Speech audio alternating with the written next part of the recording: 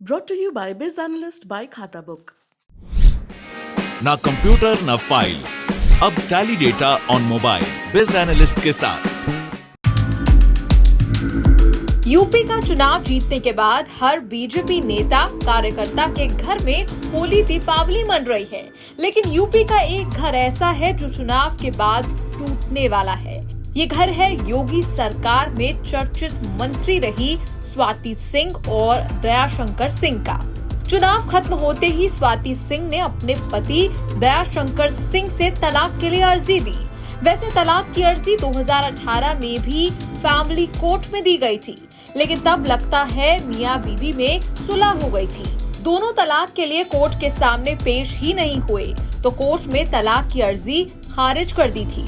लेकिन यूपी चुनाव के बाद स्वाति सिंह फिर कोर्ट के सामने पहुंची हैं कि पति दयाशंकर सिंह से तलाक दिलाया जाए।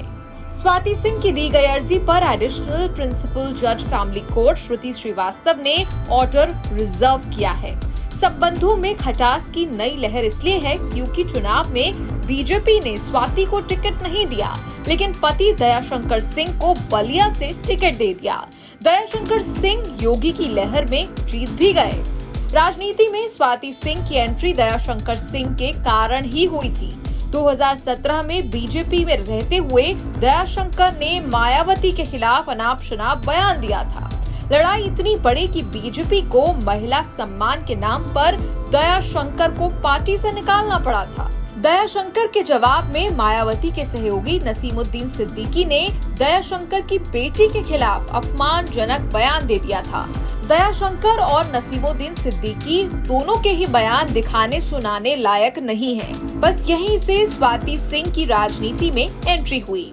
बेटी के सम्मान के नाम पर स्वाति सिंह ने मायावती के खिलाफ मोर्चा खोल दिया। मायावती जी या जो और भी जो महिलाएं हैं जो अलग अलग पार्टी की, सबने बोला कि ये बहुत ही निंदनीय है जो भी उनका स्टेटमेंट था।